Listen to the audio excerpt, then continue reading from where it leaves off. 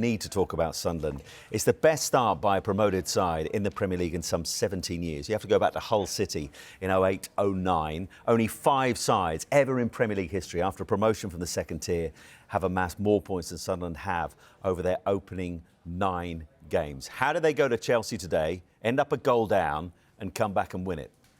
You know what? They had a go. And that's their season, isn't it? Yeah, I see too many teams, they come up and they sit back and they defend and they try and nick something on the counter-attack. And when you come from the Championship to the Premier League, it's such a gulf. There's too much quality for teams not to break you down before the end of the game. And these have looked at it and gone, you know what, we'll weigh ourselves up. They're brilliant on the counter-attack. They've got legs all round the pitch. They defend well. Goalkeeper's good. They go 1-0 down, in 4 minutes? You think that'll be it? You're starting to put light bulbs in the scoreboard. Do you know what I mean? After 1 minute, 4 minutes, 1-0. They didn't. They just opened the game up and they just went end to end. They get their goal back and they thoroughly deserved it. What scoreboards are you looking at? We're beyond light bulbs, aren't we? Yeah, I thought they'd put up 10 when they scored the first one.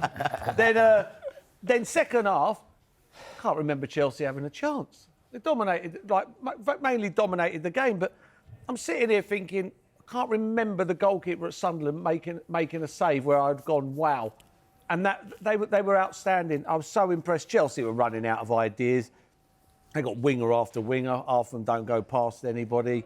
Losing the ball. Pedro looked lost as a number 10. The lad, Guy up front, wasn't good enough to play up front in the Premier League at the moment, from my opinion.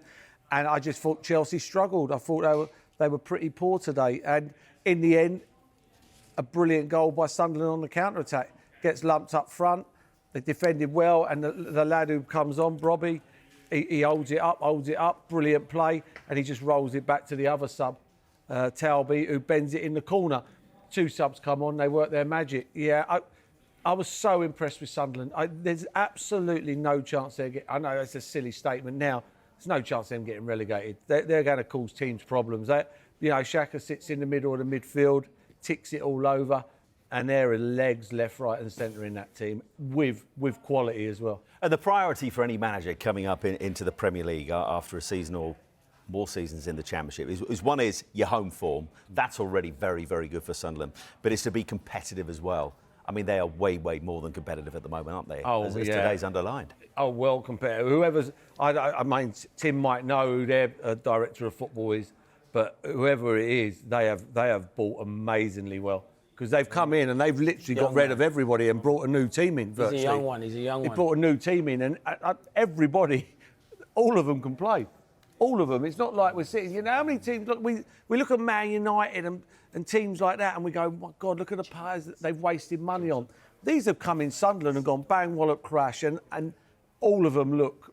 They all look on top of their game. And listen, we talked about this earlier, but you've got to give Régis Lebris a big pat on the back, because, yeah, you can bring all these players in, but you've also got to make it work. Yes, it helps when they're talented, but you've got to find a winning tune. At the moment, in a short space of time, he's done that. Oh, 100%. 100%. He's been outstanding. In a way, when I've watched him, it looks like he's let them go out and play and express themselves. Just like there's no fear factor. It's like, go out and enjoy yourself, have a go.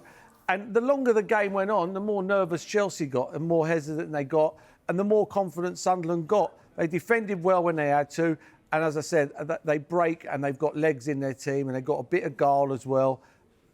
They're not a bad rounded team. They're going to cause problems to teams this season. And the thing is, coming in today, you looked at today against Chelsea at Stamford Bridge, and Chelsea with this wonderful home record, just 1 defeat in the last 14 Premier League games at home. But then you looked at some of the games coming up after this. They've got Arsenal at home, Liverpool away, Man City away, Newcastle home. That's going to be absolutely massive, and Brighton away.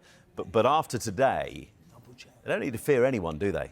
No, I looked at the fixtures and I thought, oh, Arsenal go to Sunderland a couple of weeks. This was a couple of weeks ago. They'll beat them.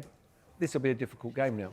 It'll be a test. It will be a test. They've got enough points to look after themselves for the next 3 or 4 games that you rounded off. They could lose them 4 games. Won't really make much difference, because the teams at the bottom will lose all them 4 games to the big boys as well. So, for me, they're going to have enough points now. But they're a dangerous football team. Well impressed with them today. With Chelsea, no, I wasn't. I thought they struggled.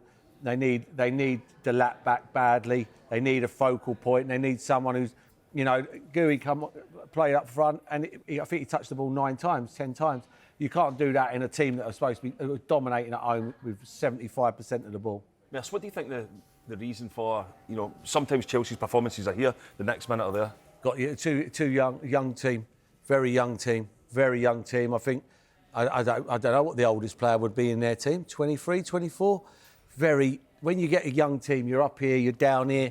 They have wingers that are very inconsistent. You know, Neto on his day will be outstanding the next minute. There's no 7.5s all the way through. It's either 8.5, 9 or 5s. Can't win Premier Leagues like that. They need a little bit of experience in there. They miss Thiago Silva, you know, with his experience. And I just think that's their problem. They're just going to be up and down. Hopefully they get top 4, but, you know, they've got to be better than that.